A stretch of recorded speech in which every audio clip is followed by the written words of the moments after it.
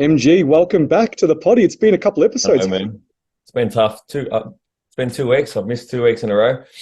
We, Mm. I think most people know I was away in the Maldives. We'll probably get into that in a minute. And then when I came back, me and I actually had our 22-week scan the day that you guys did the review of NBA. And just because I wasn't at the show anyway, I think we just thought probably a bit easier to skip it. So it's nice to be back. I mean, I am sad that I've come back and now Scott's gone. I know.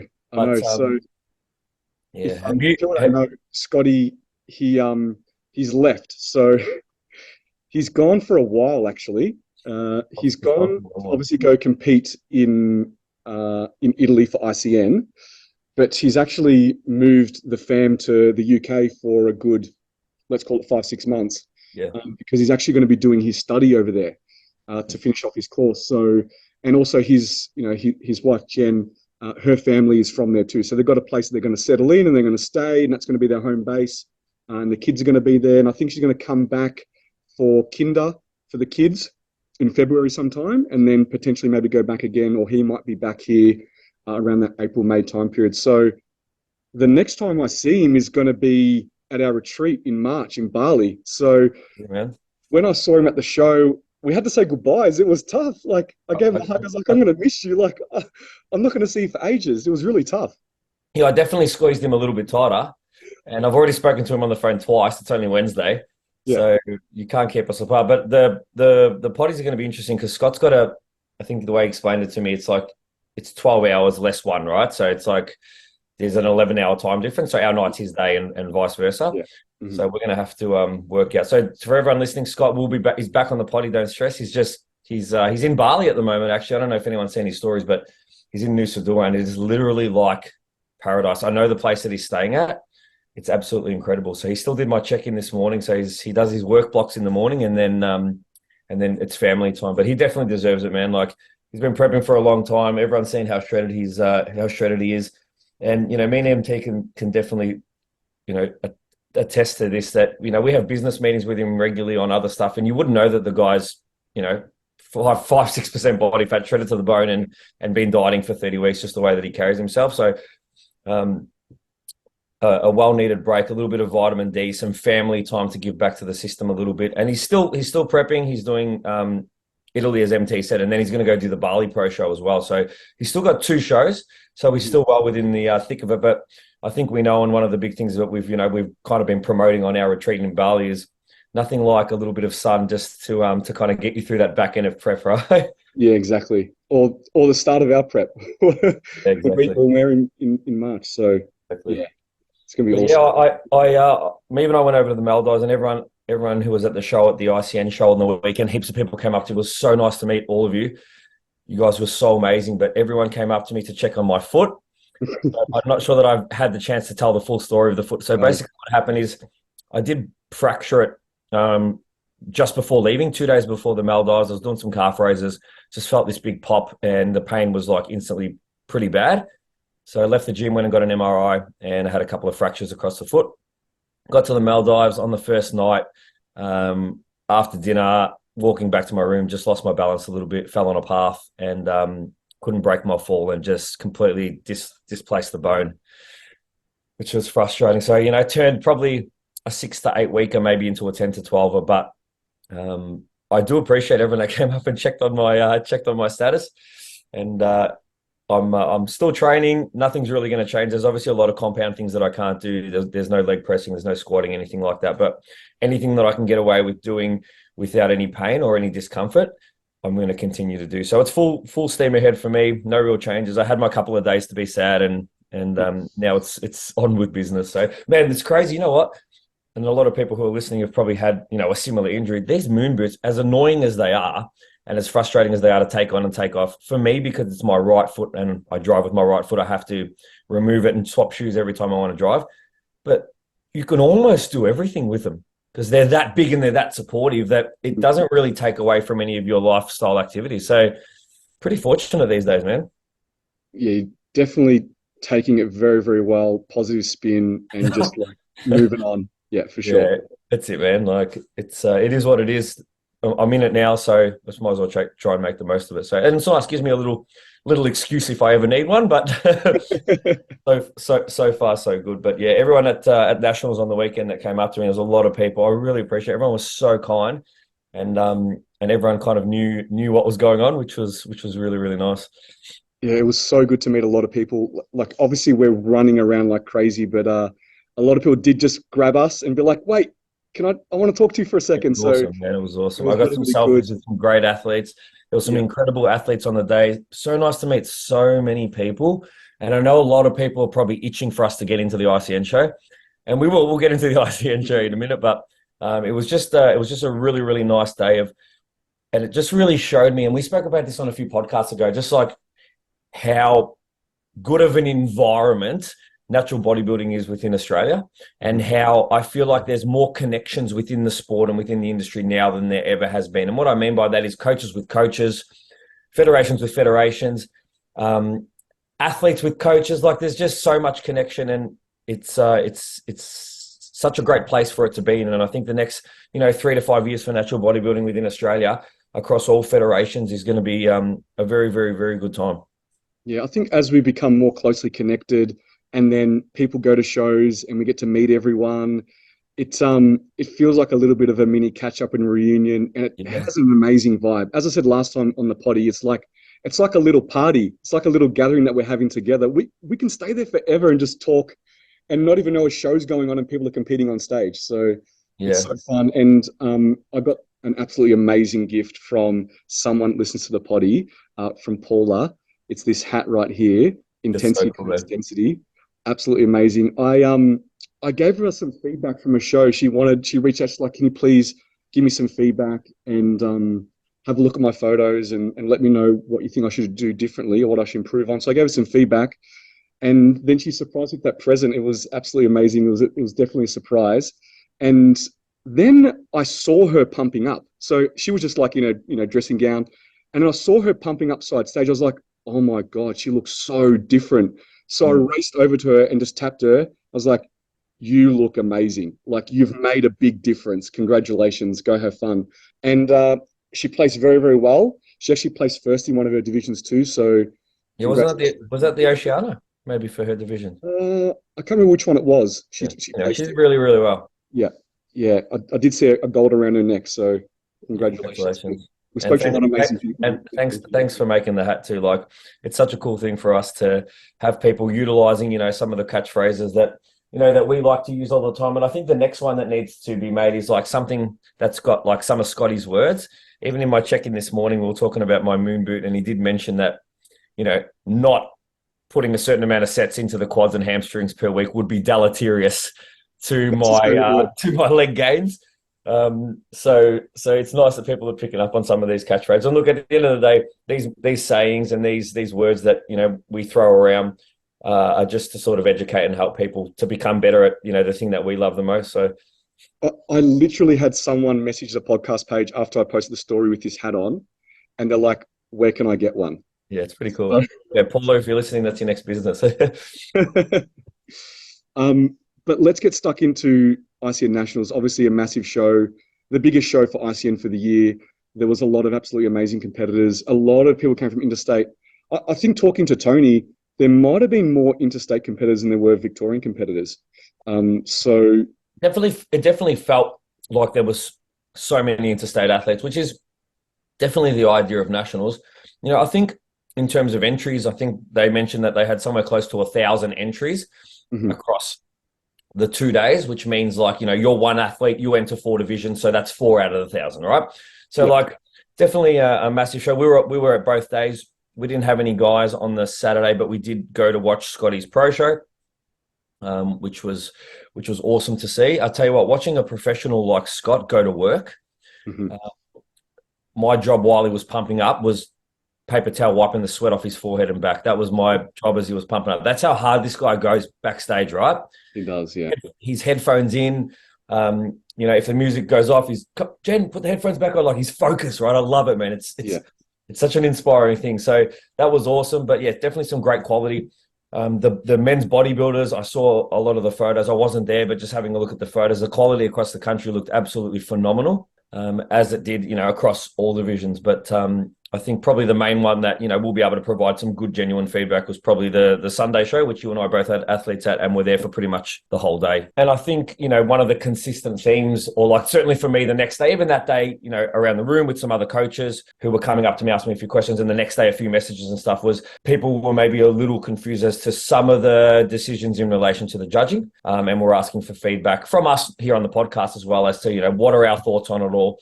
Or, do we think it was right, or why did it go that way? So I think that's probably like where we can provide the best insight today. Yeah, I think one of the biggest themes of the day was the judging and questions around some decisions that were made. And a lot of people came up to us and asked us our thoughts, and it was really, really difficult because I never want to give negativity towards the sport or, not give someone praise when they win or anything like that. I honestly didn't want to give an answer on my thoughts until I had reflected, and I also had a little bit more proof and evidence and some more facts behind maybe why some decisions were made. So everything that I say right now is not an opinion, it's facts, and it's something that I have said to Tony himself. So everything I'm going to say right now, Tony knows about. He's across. He's on board with, he's in agreement with, and he also verified all my facts. So I just want to know that I have double checked everything, and I've also told him everything that I thought happened on the day, and want to make sure I had my story straight. We had people at the show coming up to us asking questions. We also had people that weren't even at the show messaging us and asking us our thoughts. And I even had people at the gym the last couple of days coming up to me and asking our thoughts too. So firstly, we do not want to take away all the amazing wins and amazing athletes that placed on the day and won all their pro cards and all their placings. They were all deserving. They looked absolutely amazing. And, we're not coming from a position of being sore losers, because we actually had people win. I had someone win their bikini pro card. I had someone that I picked for the show that won their fitness pro, their sports pro, overall sports pro win. We had people that placed very, very well, people that placed seconds and thirds in very, very big lineups. So we're actually coming from a position where all our athletes did very, very well. I think what people were questioning is they weren't expecting to see certain physiques be rewarded based off what they had previously seen in previous nationals and previous shows. So if we try to educate ourselves and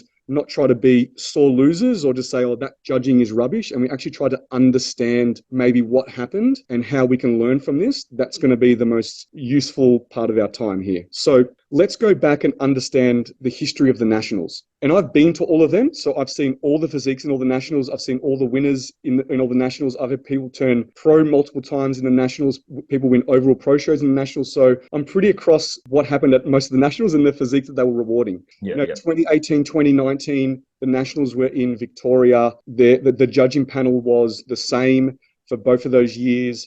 And the look that they were rewarding, we could get a good picture of what they liked. COVID hit 2020. We had a Nationals in Adelaide right at the end of the year, but it was kind of a combination of the judges that we could kind of get there based on restrictions. Couldn't really get a good understanding of, and picture of what they were rewarding based off the previous years when we had proper judging panel and proper Nationals, or a more consistent panel. Yeah, correct. Yeah. 2021 rolls around. Nationals was actually cancelled due to COVID. And then we had a show at Ballarat, which was like a pro show, but it wasn't a Nationals. It just had Victorian judges. So again, we really can't get an understanding of what the national judges like in a physique. We can only refer back to 2019, 2018, right? 2022, last year, we had the Nationals in Queensland, was the first proper Nationals again, where we had all the states, all the heads of all the judges across all the states. Everyone was there. We had a full judging panel, and we saw the look that was getting rewarded was very, very similar to the look that was getting rewarded back in 2018, 2019. So we saw that consistency there.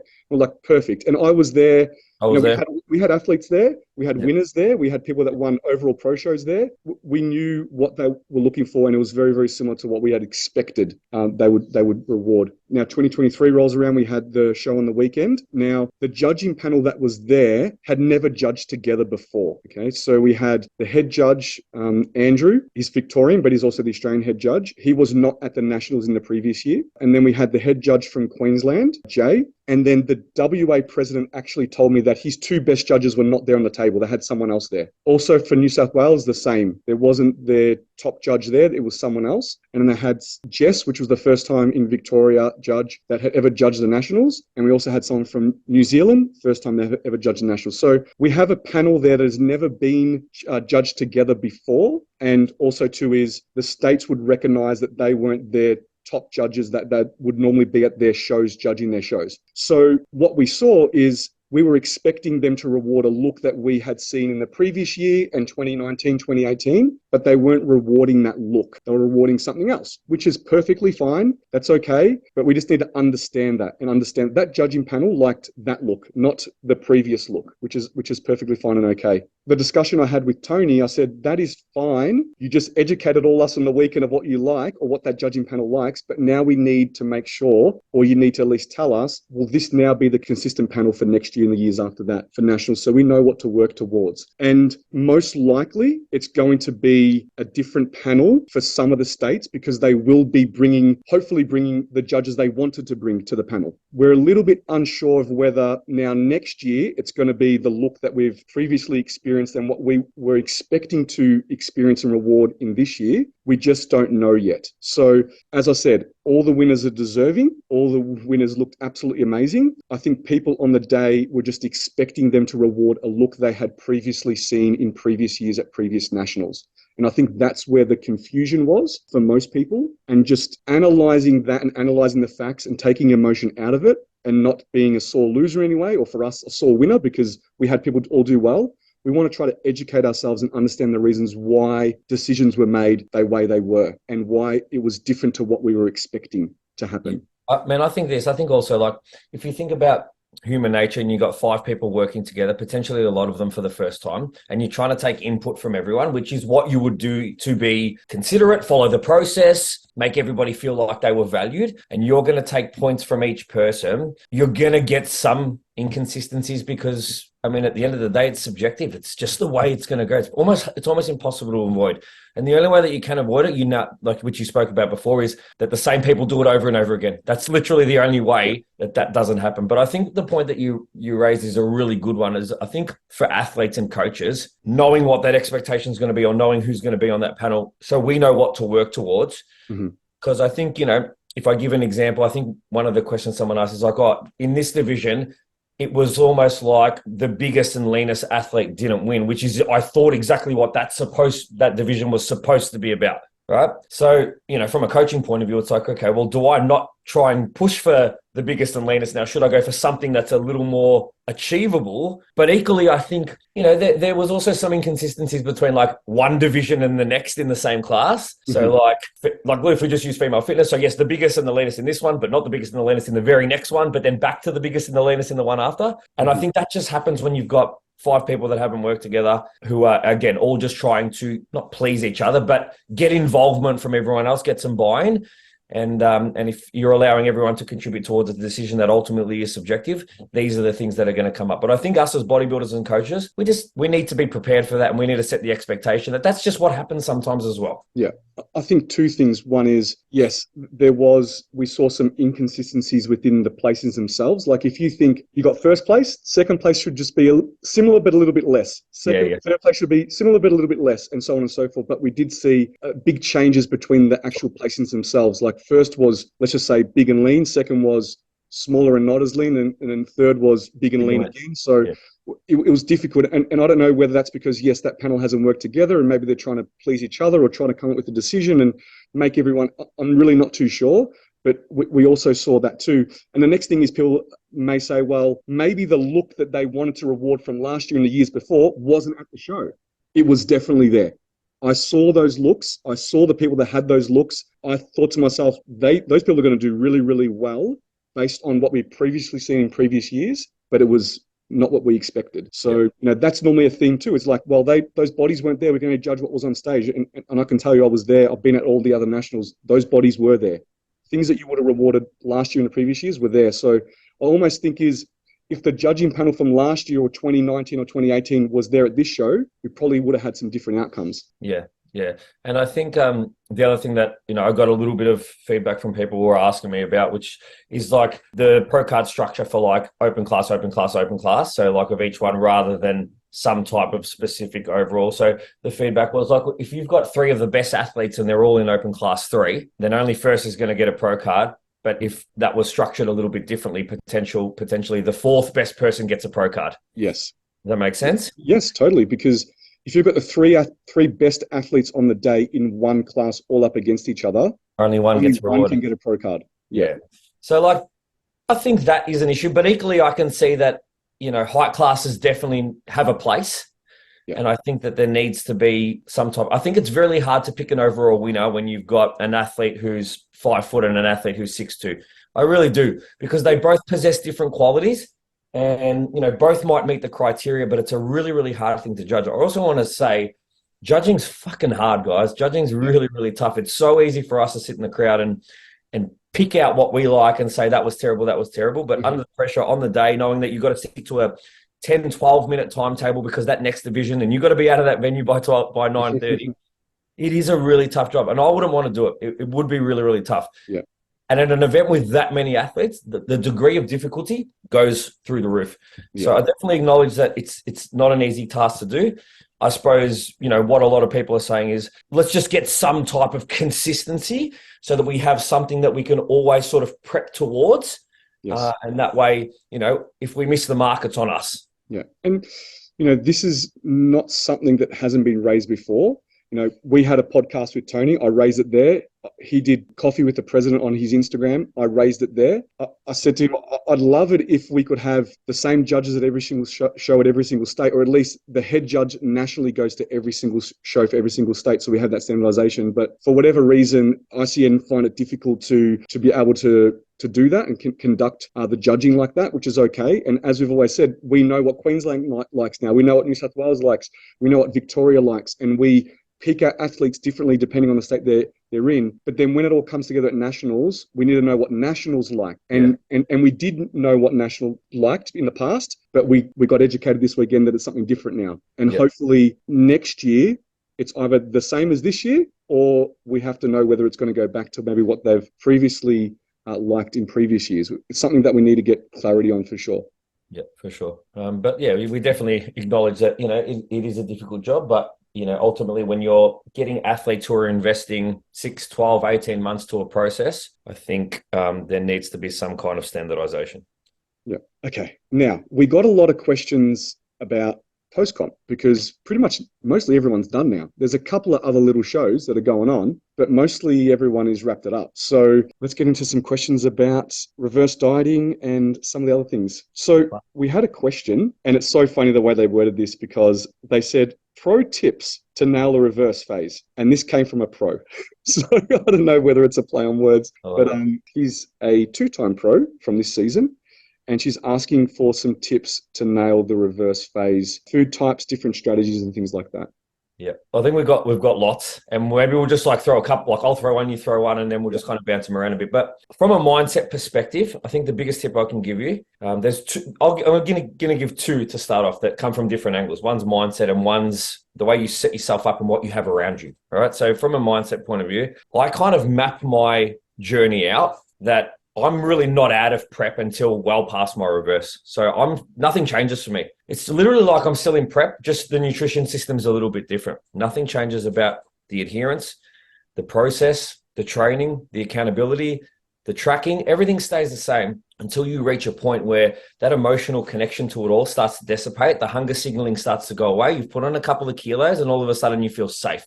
So pro tip number one, change nothing about your process or your level of adherence till well past your reverse diet or recovery phase. Pro tip 2, don't have stupid things around you or in your house or in your pantry, or don't let your friends buy you unnecessary boxes or of chocolates or donuts, or that's just going to set you up for failure. You wouldn't do that if you were in prep.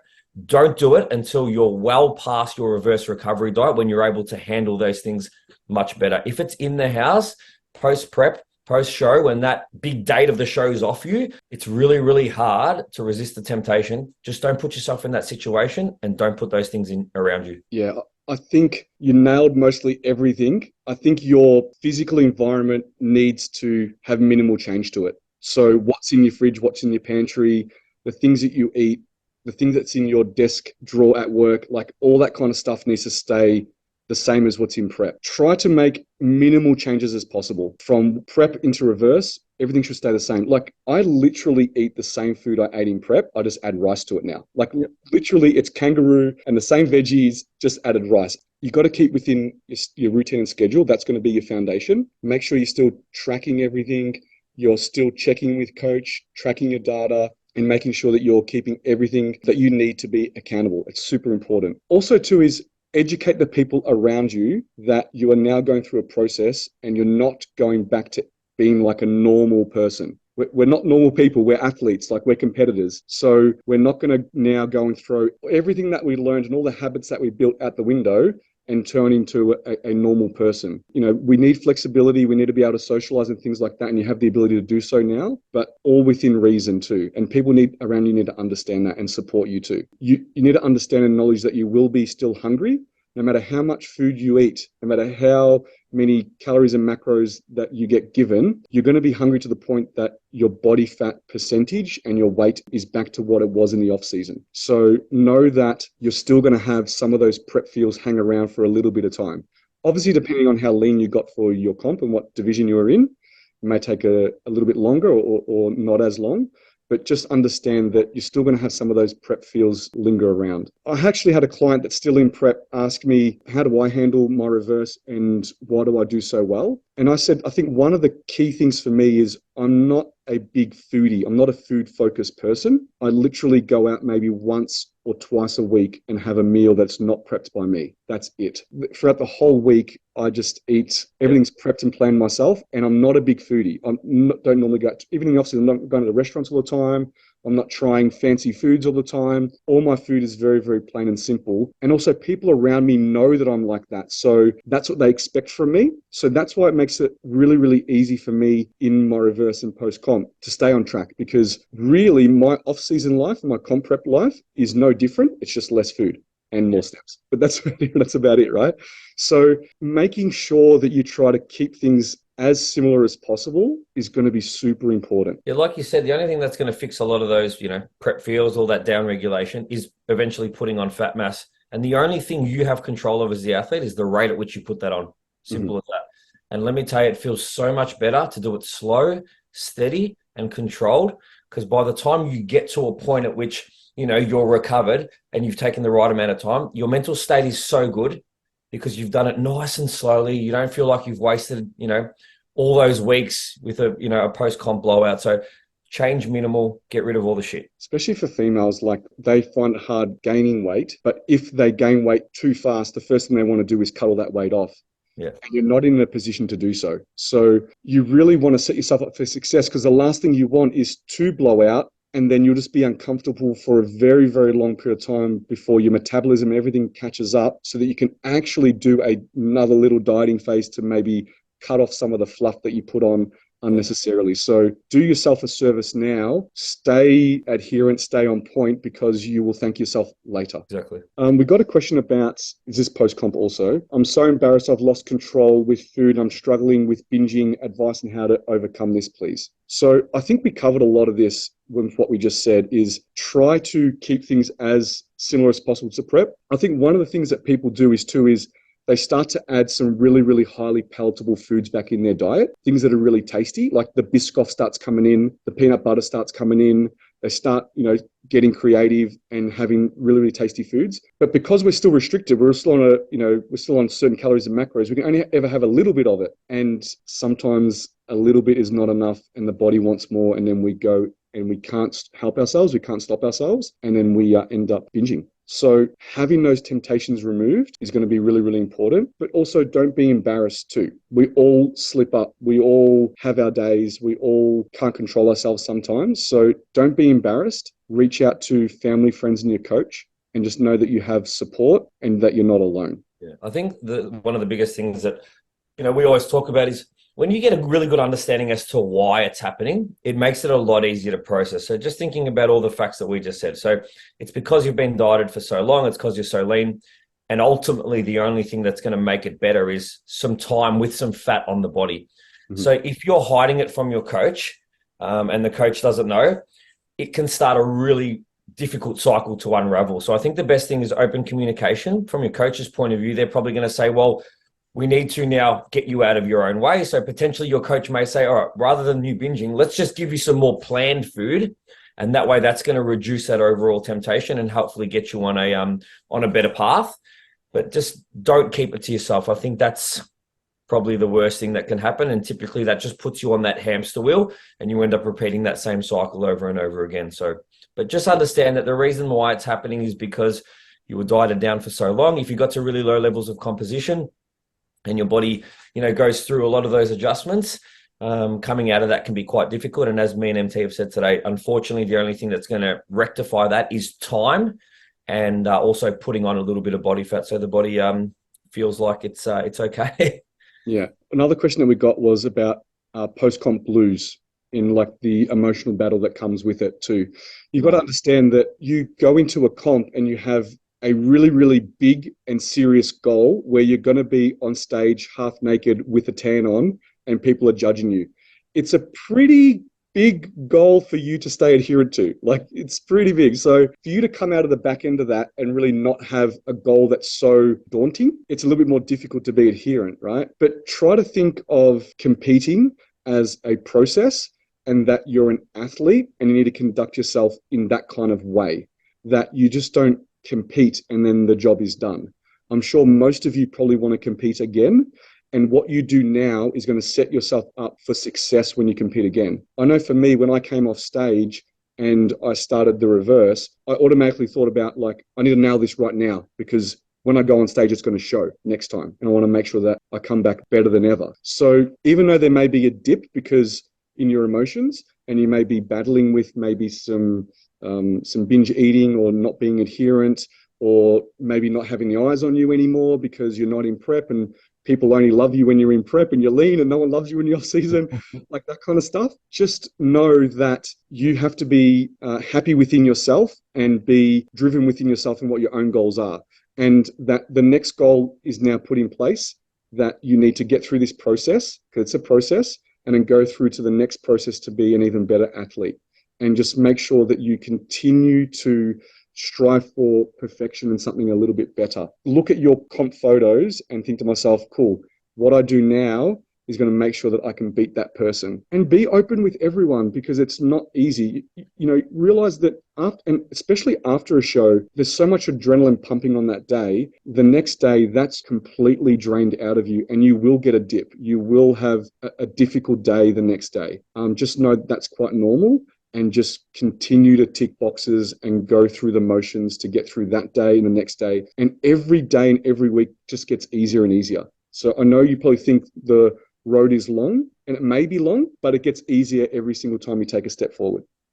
Yeah, and the other thing is, something that I use, I know you use too, is, I did this with someone yesterday, is have something, reach out to your coach and ask your coach to map out what the next step is. And I'll give you an example as to how quick things can happen, right? It's like, I've just competed, I've stepped off stage, I missed the comps, I don't have anything penciled in, what's next? It's like, all right, well, you sit down with your coach and you work out what it's going to take for you to improve on all the things that you need to, and then what you want to do as your next show. So you say, and you sit down, you pencil in a date together of season A 2025, and you go, how many weeks have I got? It's like, it's 70. It's like, well, 70, is that it? And then it's like, okay, I got to go through a reverse diet. I got a recovery reverse diet. And then I've got to, build my metabolism up. It's like, well, I'm only down to 50 weeks. So you're saying I've only got 1 year to build. When you go through that process and you have a full mapped out plan, it's actually not as much time as you think. And having that in place I find it's just so much better for accountability. And I find it really helps people get through that first block post-comp, is having a really clear plan of what's to come over the next 18 months. And you don't even need to pick out your next show, but at least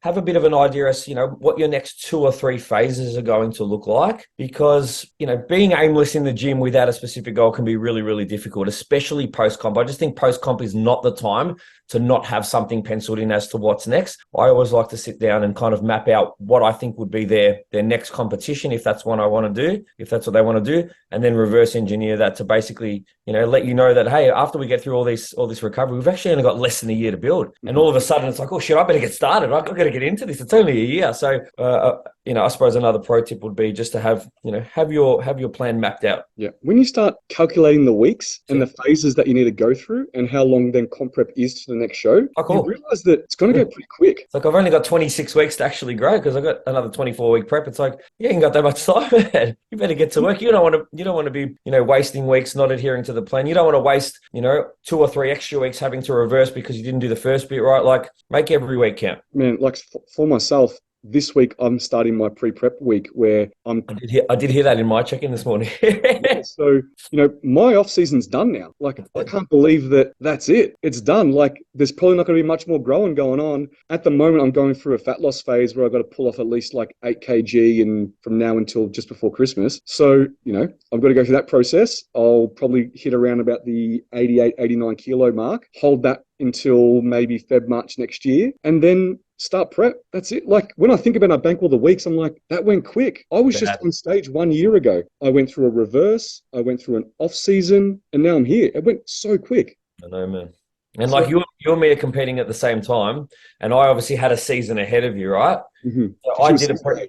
Yeah, and I was big. Because I did I did a mini cut, and I'm back to about, I think I was 88 flat this morning. Mm-hmm. So mine's going to be like between now and our start of prep is probably to push back to sort of 91. Mm-hmm. And then, we're pretty much going to start prep from about that same place. Yeah. You know what I mean? So just having gone through different phases, but I think having it all mapped out and understanding, what each month should bring, or at least, maybe every 3-month block should bring in terms of a year, you'll see that time flies, and it's so much easier to stay accountable to long-term goals when the whole term has been approximated. Mm-hmm. Weeks change. Sure, you might pull this a week shorter. You might say you died a week later, whatever it is. But it's really nice to have a really generalized plan as to what your next 18 months looks like. I find that, most people are more adherent to that. So if you haven't got that and you're coming out of comp, maybe reach out to your coach and say, hey, could we put this together? Yeah. I guess too, then that helps you understand and accept your current physique and body composition. Sure. Because me being the off season, right? Like, obviously I've got a little more body fat on me, as I should. But I view my physique as one for performance and strength at the moment. Like, I viewed it the whole time. I was like, this is a strong body that's trying to build muscle. It's not trying to be lean right now. Yeah. And it was way easier to accept that. And then now in this phase, like, cool, okay, this is now going to be a body that's going to be trying to lose body fat. And that's the purpose of this. So having a purpose, having like phases, months, dates of when you're doing things helps you accept the physique that you're currently in. And I know that helps with clients too, because, some of them say, I feel uncomfortable, but I know prep's starting soon, so I'm cool with this. And that helps them so much when they're like, how long are we doing this phase for? Like, what? Can we cut now? I don't get those questions anymore because they know when it's coming up. They're like, cool, let's just make the most of this, Michael, while we're in this phase, because I know the next phase is going to be different. It's going to be a different purpose. So, sure, for sure. And, like we said, sometimes, we make changes, or we go a bit longer, or we pull things a bit shorter because the body responds differently than what you thought. But I think just having a really good guideline makes a really big difference. It's amazing how people are able to accept their uncomfortable composition when they know that there's a date around the corner. Isn't that funny? Yes. It's like, oh, it's coming, it's fine. Even, us as coaches, sometimes we go as far as saying, okay, in this growth phase, 12 weeks, I'm looking for somewhere between 5 and 6 kilos growth as a round number, right? Mm-hmm. So we get to week 9 and they've only put on 4 and they're like, fuck, I'm under. But I'm like, at the start of it, you said you're uncomfortable. Now you're like, I haven't hit my weight goal. So this is why these things are really, really important, right? Because it allows you to be comfortable with the part of the journey that you're in. Yeah. So everyone now that's just finished comps should start to have those conversations with their coach. For sure. Obviously, the reverse is the most important, and you know what you need to do during that phase. So at least you know when that's starting now and it's ending in 4, 6, 8 weeks time.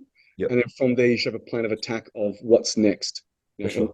It should be, if everything's gone right, it should be a growth phase where you continue to push, your body composition, you push your calories up and to get stronger so you can make growth. So therefore you can make some improvements, because what you show on comp day is just unveiling all your hard work that you did in the off season. That's pretty much what it is. Yeah. And hopefully what we've given everyone just in this like literally last 30 minutes is a really nice blueprint of from the day of comp until your next comp, here's the things that really you should be thinking about. And here's how you should be managing the process. Yeah. Okay, let's go into like small little specific questions. So someone asked, can eating brown rice daily affect your gut and cause IBS because it has too much fiber? So brown rice, I wouldn't be worrying about the fiber content. Brown rice has something called phytic acid in it, which other rices don't have, which can cause like some kind of digestion, gut issues, maybe IBS. So I normally tell people to go to a normal white rice and typically like a medium grain, because also the length of the grain can slow down digestion and can cause some issues too. So medium grain like a jasmine, basmati. I've even had people that have to eat a lot of rice actually go for a sushi rice, which is the smallest grain you can get. So I'd be more worrying about, it's not the brown rice and the fiber in it, it's actually the phytic acid that's in it that's probably causing the issue with the gut. Yeah, and I definitely wouldn't worry about the fiber in it, the fiber from the brown rice. The more important number would be the total fiber intake for the day.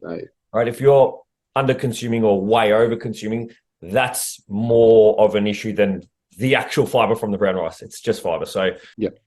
We had a question which I think we should have spoken about before when we were speaking about the Nationals, but it was about, do you think there is a disadvantage in the different crop top cuts? 100% I do, man. In the ICN sportswear. Honestly, I do 100%. I definitely do. I was thinking about it. I'm glad somebody actually asked it. When we have both had girls on stage in sports, I don't know what state it is. I think it's the state that wears, is it the green? It's WA. I think it's WA. The green or pink or South Australia. I can't remember. Ooh, I can't remember. The one that's same as what, the ones I made for AMB, just the strap at the back. Yeah. Whereas the other have the one that goes, man, it made a difference. Does. Yeah. Whether the judges will say the same thing, I don't know. But from a visual aesthetic, 100% it made a difference. There was way less of the back on display. And honestly, that mid to upper trap region is some of the best part of the back is covered. So yeah. I think it shortens the overall width of the back. And I think it was a disadvantage. Yeah. I don't know cuts of stuff. I don't know cuts of women's clothes, but I think they call it a halter neck, where it's like it goes around the neck, the whole middle of the back shows, right? Yeah. And it's just a strap along, for the middle area. Whereas the Vic and some other states have like a racer back down the middle. It's like a racer back kind of. Yeah. See, like that would be great if there's consistency there too, right? Like most bikini cuts are all the same. If we can get all the sports cuts to be the same across every state, especially at a national show, so that everyone looks the same, it could be easy for the judges to make some decisions too. So I actually, the first time I've ever sat there and gone, actually, I think I would want mine to be in that one. Yeah. Yeah. So obviously my girl had the New South Wales ones, which had it covered. I'm not saying that had anything to do with the decision, but I just think from an aesthetic from the crowd, it did look different. Yeah, I agree there. I agree for sure. We had a question about what a comp buddy needs to know and to do to support their athlete for the day. So I know that for me, when I have a lot of athletes competing at the same time, I say you all need to bring a comp buddy or a helper. Yeah. And they all need to have access to your plan so that they can read through and know what you're doing, when you're doing, and what you need to do, and how much you need to eat, and all those kind of things, so that there's someone there helping you. So if you're someone's comp buddy, you need to make sure you have access to the plan. You can read the plan, you can understand the plan, which should be pretty easy. It just has times on it. Numbers, times, and instructions. Yeah, it's simple instructions. I think one of the biggest things, you need to be calm and relaxing. Don't get a high stress comp buddy. The last thing you want is for your buddy to be highly stressed and then the competitor is calming down the buddy. You do not want that at all. Yeah. So you want someone that will be okay with you shouting things at them, because sometimes the competitor is a little bit nervous and maybe they may be a little bit short with people sometime because they're just nervous and they're like, where's my lollies? So as long as you're okay with absorbing some of that for the day, and also you are, a low stress person and are chilled and can calm people down, that would be my best advice for being a confident. Someone like confident enough to be able to go up to a marshal and ask, hey, what's next? Or like someone who's willing to go and find out information for you of someone they don't know if they need to. Don't get someone who's so shy that you're like, hey, can you find out what division? They're like, well, I don't want to go talk to them. Like, yeah. I think we might finish off on one last question about cardio, actually. So this person's saying, can they split their 40 minutes of cardio into 2 20-minute sessions because they're finding hard to do it in one block. They have a full-time job and they also got kids and things like that. So is that something that you would say is perfectly fine, acceptable, or no, you need to do it all within one block? Look, at the end of the day, this is the downside is this, right?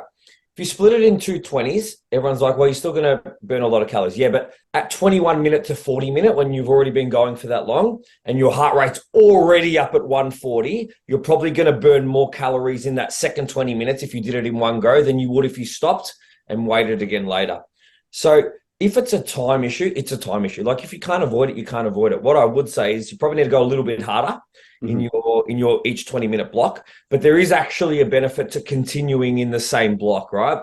Your body temperature is already high, your heart rate's already high. You're going to expend more calories if you keep going. So if it's just that you feel a little rush, but you could do it, I would say do it. If you have to break it into two, you have to break it into two. Maybe the trade-off would be that instead of doing 40 minutes in one, you do 2 25s, right? Find an extra 5 minutes, get an extra 30 or 40 calories out, and that way you know you're safe. But ultimately, I think from a coach's point of view, me and MT would be looking at the intensity of it and how many calories you're expending. If you can kind of match it by splitting it in two, you're not really any worse off. That's the only thing that needs to be, I suppose, taken into account. Simple as that. Yeah, I completely agree. I think as long as you are, and most people are now, they're measuring their heart rate or they're measuring their calories, or on the piece of machine that they're using, it's measuring those kind of things. Yeah. As long as you keep them consistent, that is the main thing. And you could even try to do 40 minutes, see what your numbers end up being, your heart rate, your calories, and then just make sure that you split that in two when you try to achieve that across the 2 20-minute sessions, so that at least just kind of standardizing it. Definitely. Consistent. Absolutely. But yeah, that's the only thing that really needs consideration. If you can be as effective in 2 20s, and that suits better for your lifestyle, and that's going to make you do it longer and stay more consistent, then that's worth it too. So just work out what the trade-off is, try and match the intensity, try and match the expenditure, and you're fine. Yeah, awesome. Okay. Good potty, man. We'll leave it there.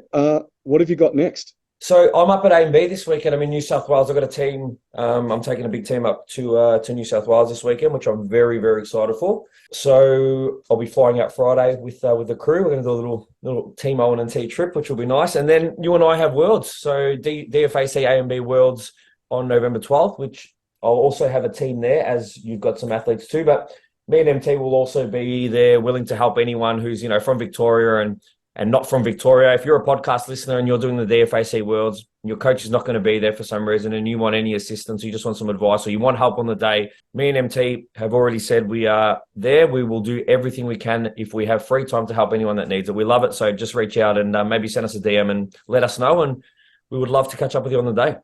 Yeah, awesome. I've got the next one for me is actually WBFF. Yes, that's right. Yeah. In 2 weeks' time. So I've got a client doing that. So I'll be up there for that.